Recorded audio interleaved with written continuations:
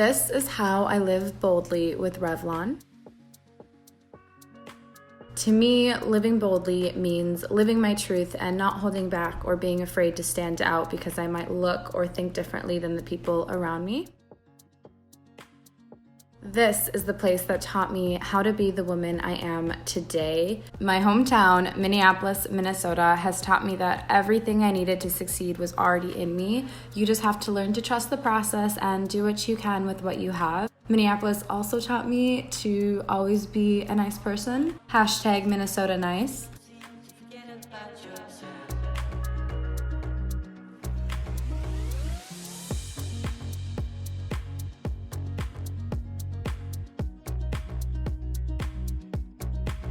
I live boldly by waking up every morning and deciding who I want to be that day, and I carry the energy with me out the door and into the world.